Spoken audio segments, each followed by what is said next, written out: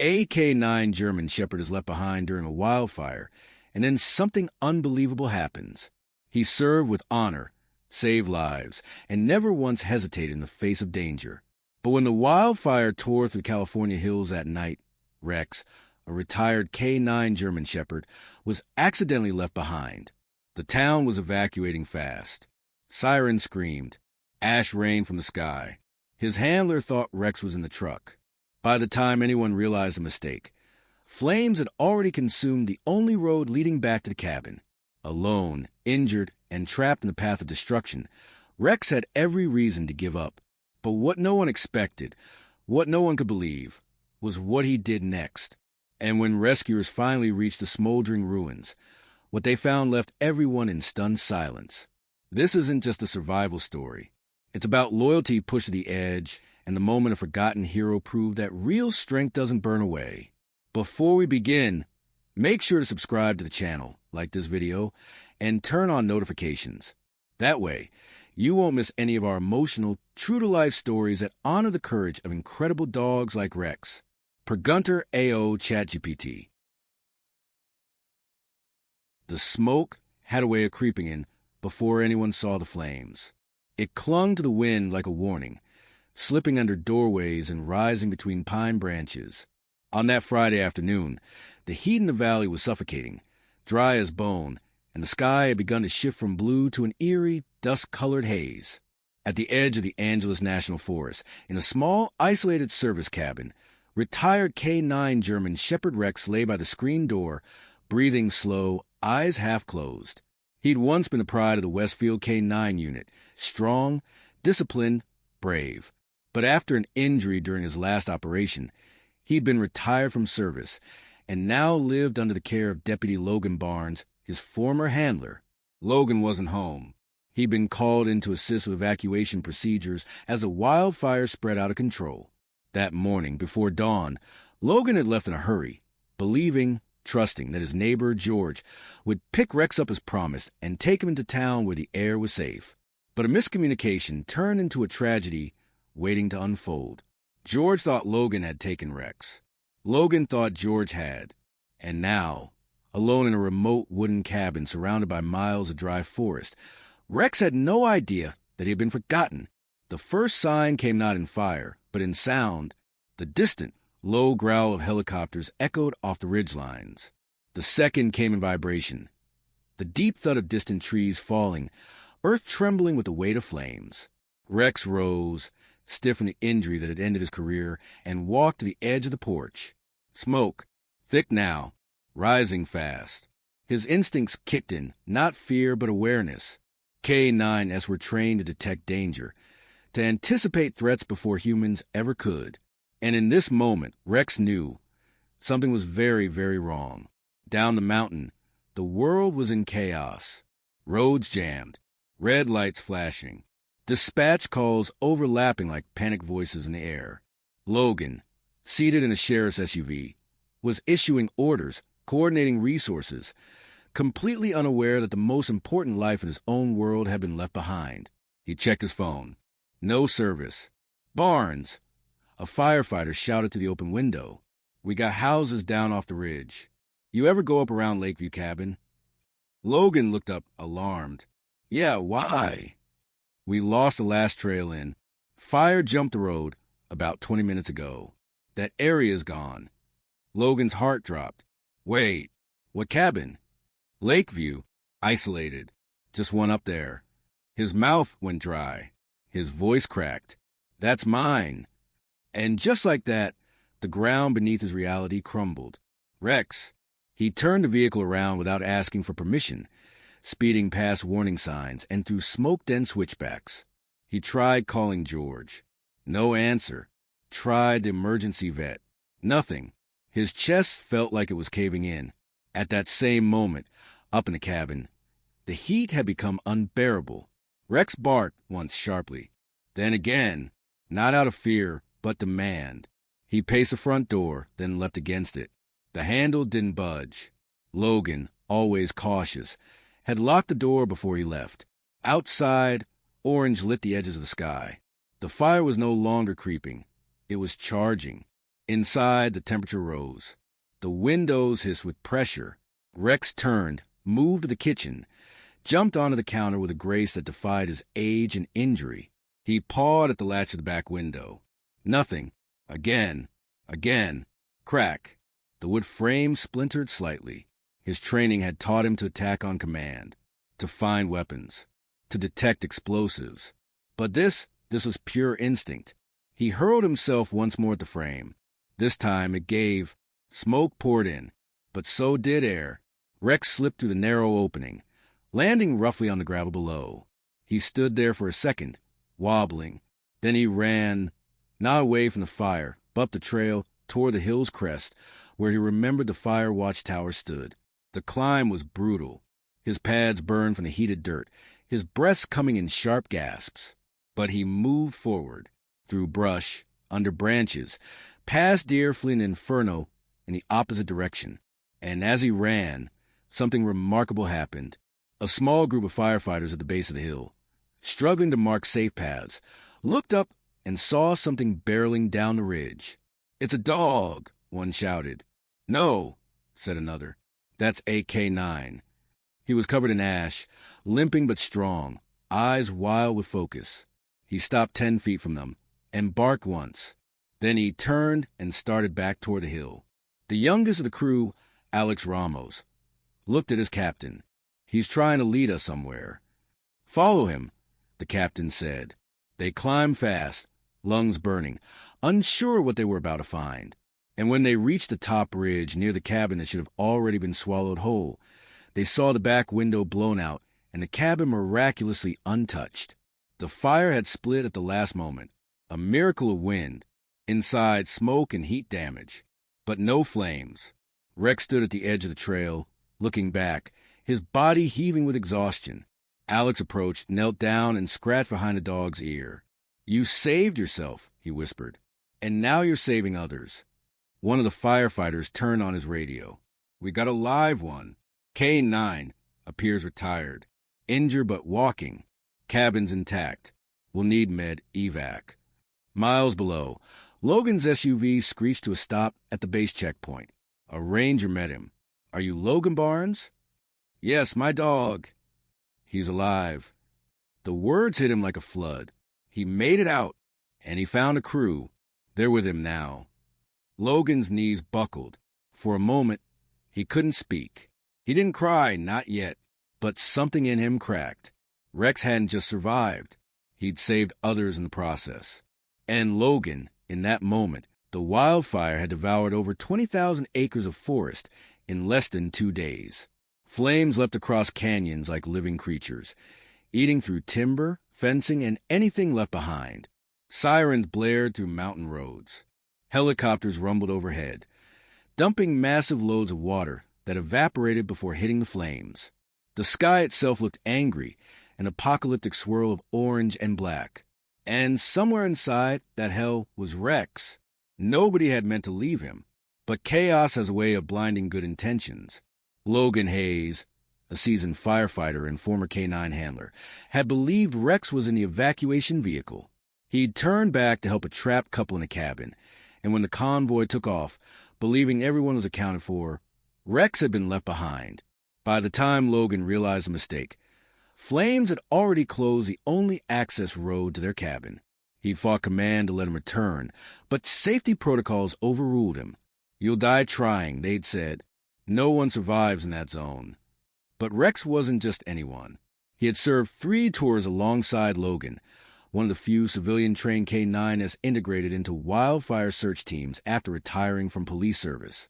His nose had found missing children, hikers, and even a buried fireman once thought dead. His loyalty was unmatched, his intelligence unnerving. And now he was alone, or so they thought. The next morning, as firefighters held a line near a scorched ridgeline, a low radio call came through from a crew station 3 miles north. "Dispatch, we got a situation. You're going to want to see this." When the response team arrived, they found something that no one could have predicted. A small, trembling child, no older than 5, wrapped in a half-burnt sleeping bag and crouched beneath a rocky outcrop. The ground around her was blackened. Trees, still smoldering in the background. But she was alive, untouched, and sitting right beside her, motionless, protective, and burned, was Rex. His body blocked the worst of the wind. His flank bore the brunt of falling ash. His muzzle was crusted with soot, and his breathing shallow. But his eyes, still fixed on the girl like a guardian who refused to sleep. The crew didn't understand how she'd gotten there.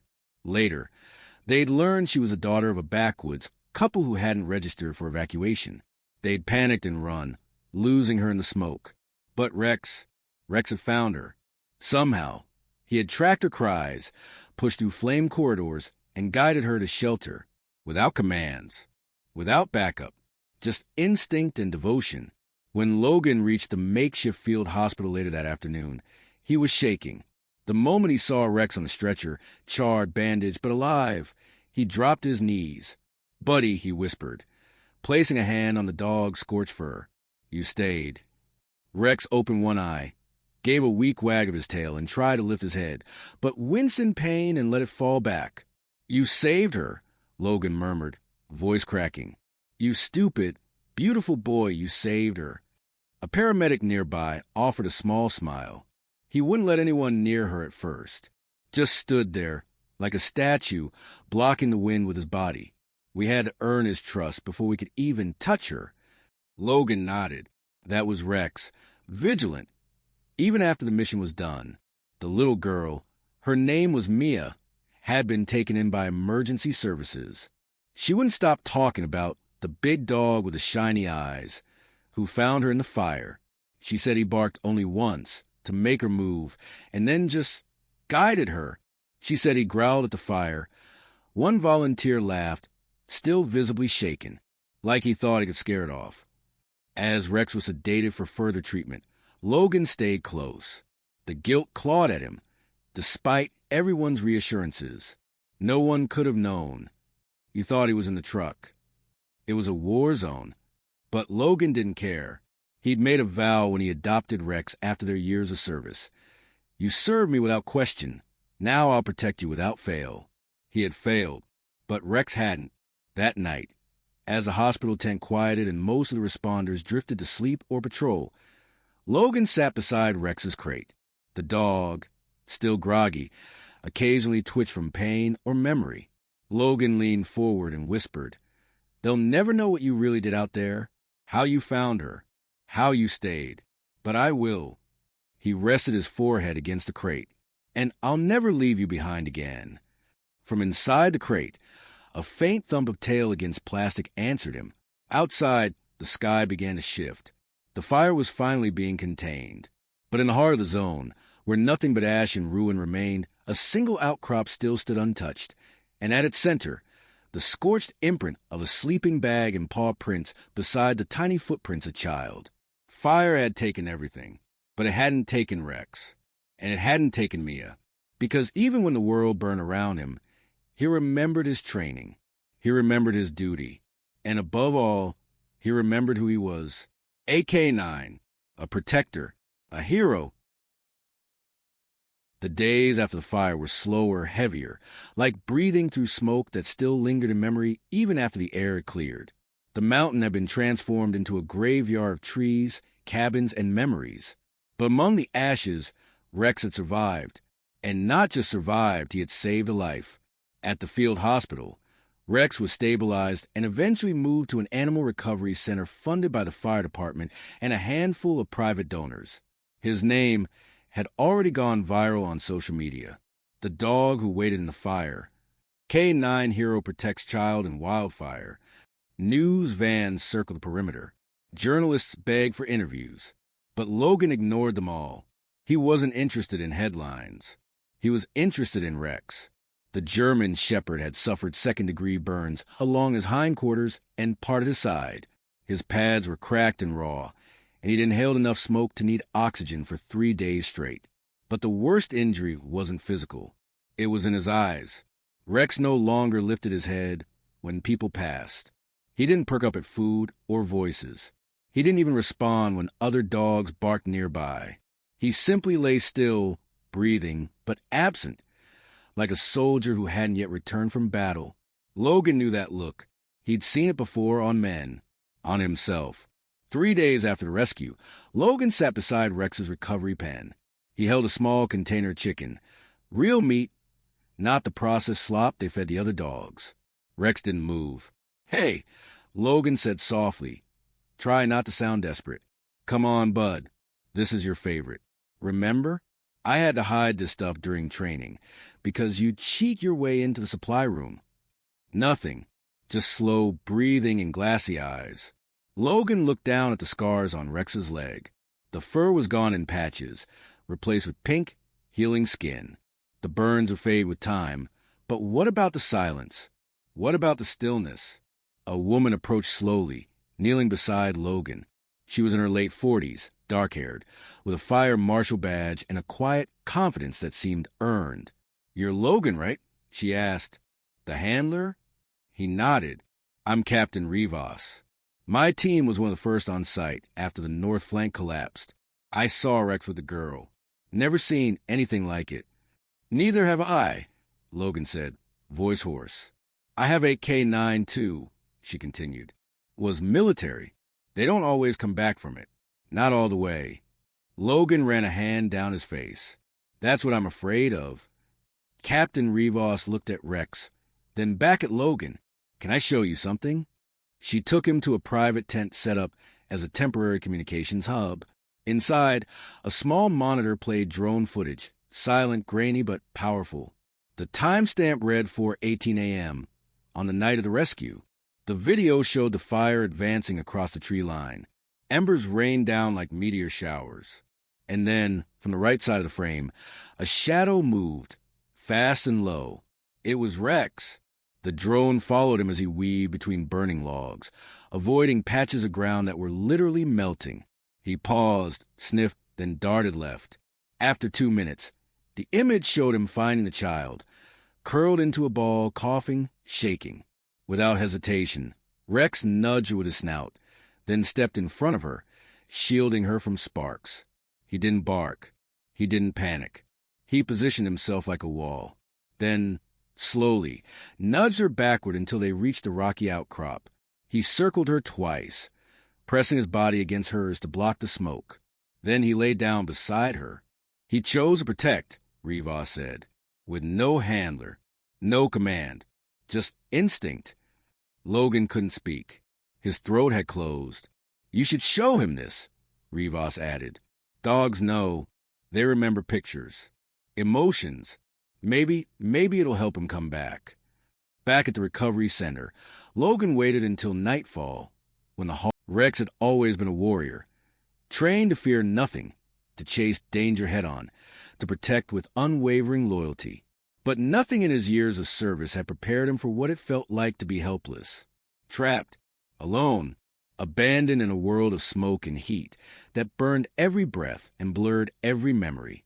By the time the wildfire had devoured the hills, Rex had collapsed near a burned-out tree trunk, his body trembling from exhaustion and pain. The night was eerily silent now. The roar of fire had given way to the sound of embers crackling in the wind. He could no longer hear the distant sirens, no longer smell the scent of other creatures. Just ash, heat, fear. And yet, even as his eyes began to close, his ears twitched. Footsteps, not the heavy boots of firefighters or the agile pads of wildlife. It was something softer, lighter, human. "Over here. I think I see something." The voice was faint, but it hit Rex like a shot of adrenaline. His eyes fluttered open. A beam of light swept across the terrain and paused. Right on him. 2 silhouettes ran through the charred brush toward him. One wore a yellow fire jacket, but the other, it was Logan.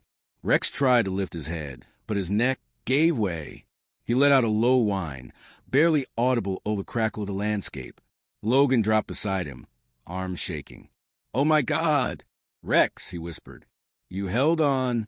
You really held on." Rex's tail twitched once. The firefighter radioed in for a stretcher, but Logan didn't wait. He crouched down and, with trembling arms, scooped Rex into his chest. Despite the weight and the pain in his shoulders, he cradled the dog like a wounded child. "I've got you, buddy. I'm so sorry. I didn't know. I thought I thought you'd gotten out. Back at the field hospital, Rex was laid out on a thick blanket, surrounded by medics and vet techs.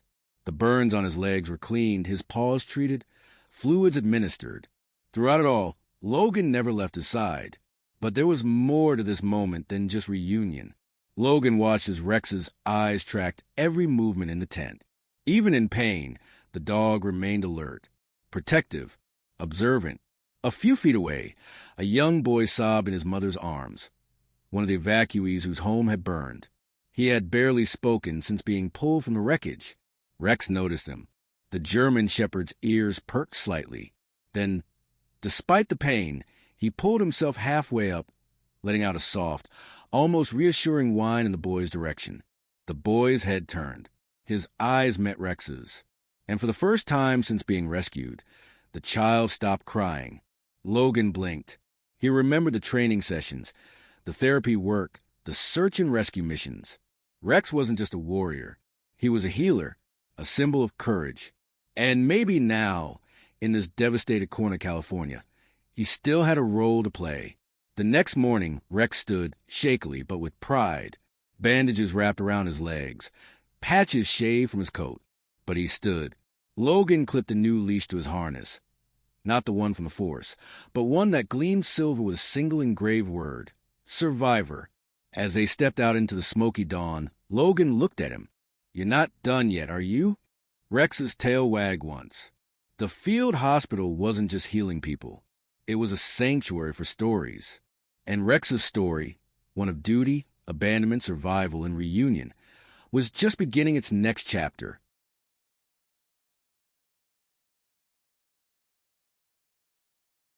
Logan stared at the vet, heart pounding. The hum of generators outside the field hospital seemed to fade into a vacuum as his mind tried to make sense of her words. "Something in his x-rays?" he repeated, his voice strained.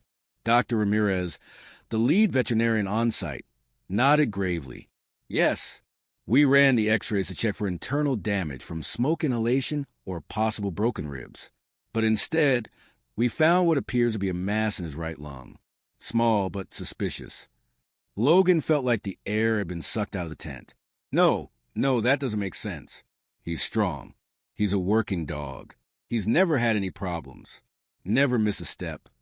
Dr. Ramirez offered a kind but practiced smile, the kind used when delivering difficult news without collapsing into emotion. "Logan, I know he's tough. But sometimes, even the strongest creatures carry silent burdens." Logan's gaze dropped to Rex, who was lying peacefully on a mat a few feet away. His breathing was labored but steady. He looked up at Logan with those same intelligent eyes, ears flicking gently when he sensed his partner's distress. "How bad is it?" Logan asked. "We don't know yet," she admitted. "We'll need to do more testing once he's stable. For now, our focus is on recovery from the fire trauma. But we want to tell you now, you deserve the truth." Truth. Logan had lived most of his adult life chasing truths, through crime scenes and interrogations behind the wheel of a patrol car. But this truth felt like betrayal from a world that already took too much. Rex had already been through hell, abandoned in a wildfire, burned, dehydrated, left behind. And now this? He sat down next to his dog and placed a hand on his shoulder. The fur was patchy, still singed in places, but warm, alive. "You're not going anywhere," Logan whispered. "Not now. Not after everything." But in the back of his mind, fear clung like smoke in his lungs. In the days that followed, Rex's recovery became something of a miracle. He was standing again, limping less, even trying to bark at birds that wandered too close to the recovery tent. Children began gathering near the edge of the medical zone just to wave at him. Volunteers would sneak him treats when the vets weren't looking. A young nurse crocheted a patch with his name on it and sewed it onto his therapy vest. His story had started to circulate. That's the K9 who survived the fire. That's the dog who waited, who didn't give up.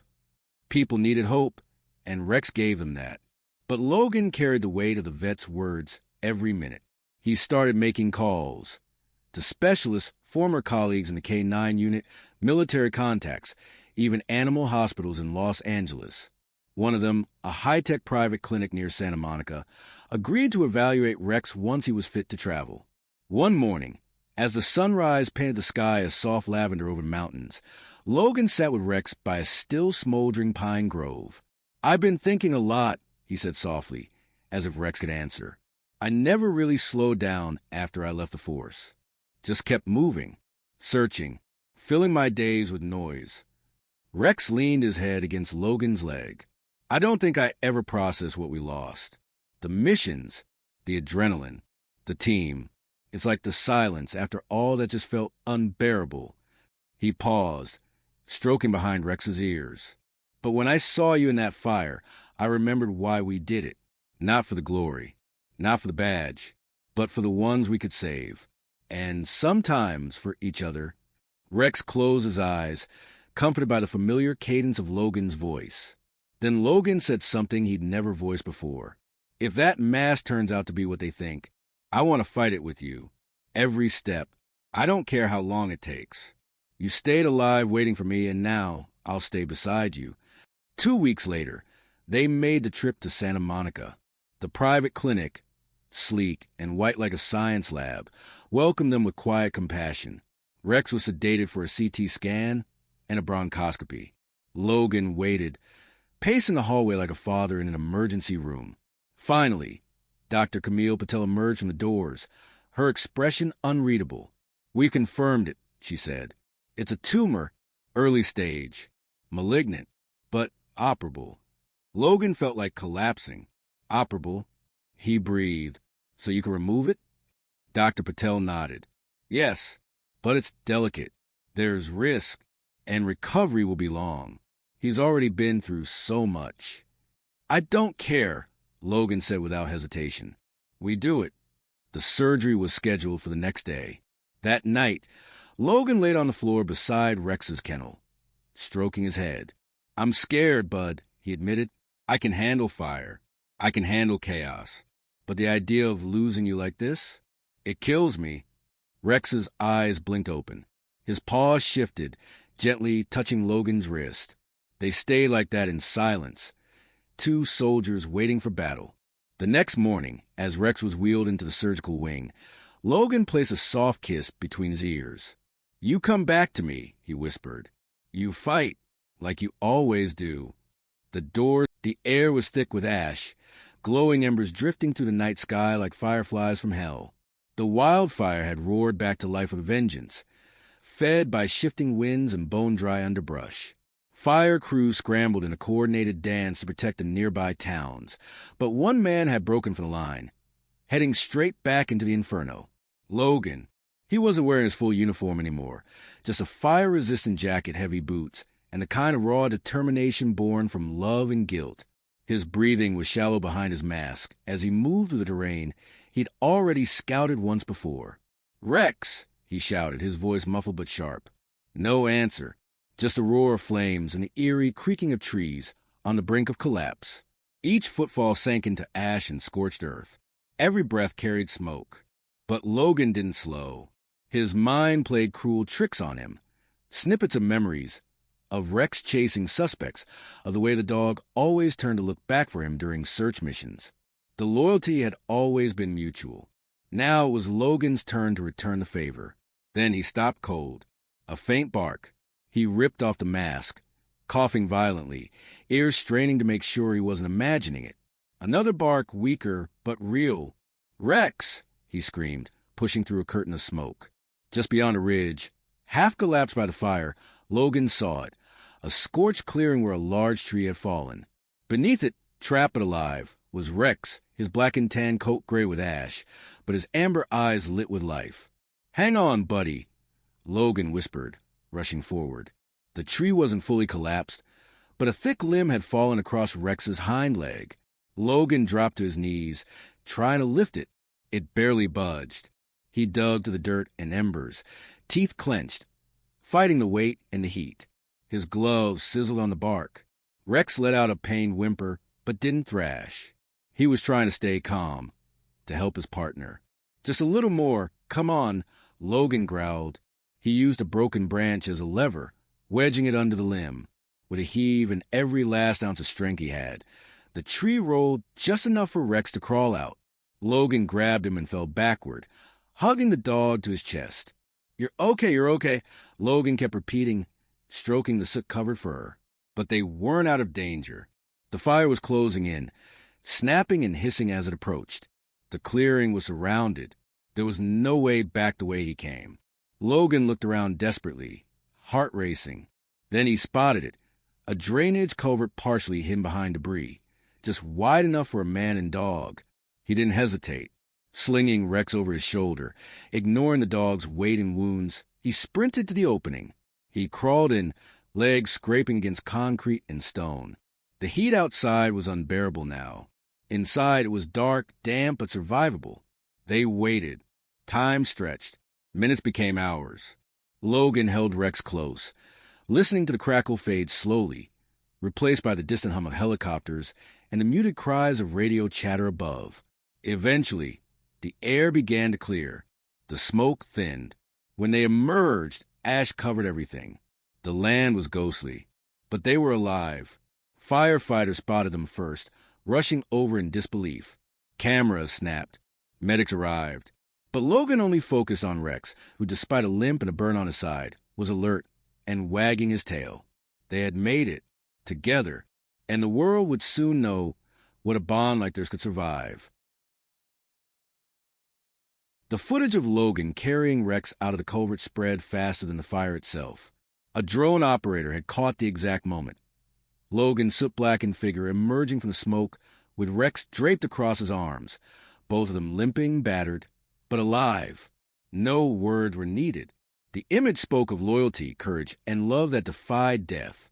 In the days that followed, the story made headlines across the country. K-9 hero rescued from flames by his handler. The titles read, but for Logan, the whirlwind of attention barely registered.